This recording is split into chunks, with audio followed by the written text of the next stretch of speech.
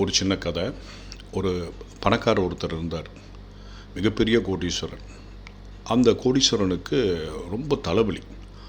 அந்த தலைவலினால் அவனுக்கு தாங்கவே முடியல. ஊரில் இருக்கிற வைத்தியர்கள் எல்லாரையும் கூப்பிட்டு கேட்குறான், தலைவலியை போக்குவதற்கு ஏதாவது மருந்து கொடுங்கள், உங்களுக்கு நான் பொன்னும் பொருளும் தருகிறேன் என்று எல்லாரையும் கூப்பிட்டு கேட்கிறான். ஆனால் எல்லாரும் அவனுக்கு மருந்து தருகிறார்கள், தலைவலியே அவனுக்கு போகவில்லை.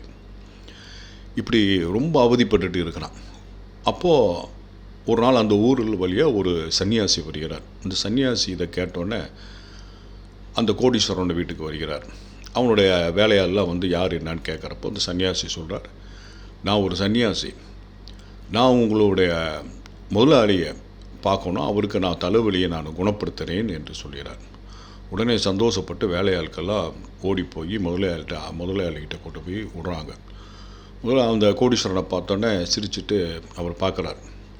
பார்த்தோன்னே, உனக்கு நிச்சயமாக நானே குணப்படுத்துகிறேன், நீ கவலைப்படாது அப்படின்னு சொல்லிவிட்டு, உன்னுடைய தலைவலிக்கு காரணம் உன்னுடைய கண்ணு தான், அதனால் நீ எப்போவுமே நீ வந்து பச்சையைத்தான் நீ பார்க்கணும், அதாவது உன் கண்ணு வழியாக எதுவுமே நீ பச்சையை தான் பார்க்கணும், அதனால் அந்த பச்சை பொருளை பாரு, உனக்கு எல்லாமே சரியாயிருன்னு சொல்கிறார்.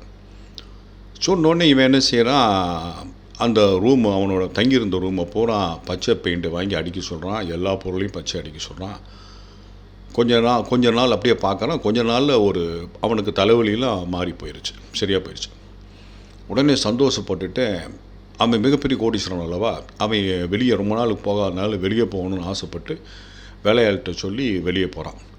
போகிறப்போ பெரிய பச்சை பெயிண்ட் எல்லாம் நிறைய வாங்கி கொடுத்து, ப்ரஷ்ஷும் வாங்கி கொடுத்து, எங்கே பார்த்து யாரை பார்த்தாலும் பச்சை பெயிண்ட் அடிக்கிறது அவர் உடனே பார்ப்பார். இந்த மாதிரி பார்க்குறப்போ அவனுக்கு ரொம்ப ஆனந்தமாக தலைவலி போயிடுச்சுன்னு சொல்லி சந்தோஷமாக இருக்கார். இப்படி இந்த கோடீஸ்வரன் வாழ்க்கையை நடத்தி கொண்டு வருகிறார். கொஞ்ச நாள் கழித்து அதே சன்னியாசி அந்த ஊருக்கு வருகிறார். அப்போது அந்த கோடீஸ்வரனை பார்க்கலான்னு ஆசைப்பட்டு உள்ளே வரப்போ அந்த வேலையாளெலாம் இவர் மேலேயும் பச்சையை அடிக்க போகிறாங்க. அப்போது வந்து அவர் சொல்கிறார், எதுக்கு இந்த மாதிரி பச்சை பெயிண்ட் அடிக்கிறீங்கன்னு.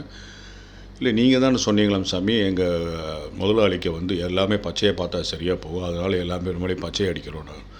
உடனே வேலையால் கூப்பிட்டு, நான் பார்க்குறேன், இப்போ திரும்பி நான் சரிப்படுத்தி விட்றேன்னு சொல்லிவிட்டு உள்ளே போகிறார்.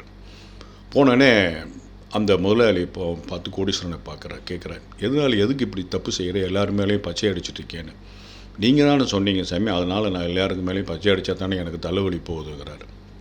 அதுக்கு அவர் சன்னியாசி சொல்கிறாரு, ஒரு பச்சை கண்ணாடி வாங்கி நீ போட்டிருந்தீங்கன்னா நீ பார்க்குறதெல்லாம் பச்சையாகவே இருக்கும், உன்னுடைய தலைவலியும் சரியாக போயிருக்கும், யாரையும் நீ தொந்தரவும் பண்ணியிருக்க வேண்டாம், உன்னால் வந்து யாருக்கும் உபத்திரவும் இருந்திருக்காது, எல்லாமே நல்லா இருந்திருக்கும், உனக்கும் பணம் விரயமாக இருக்காது, இப்படி செஞ்சிட்டேங்கிறார்.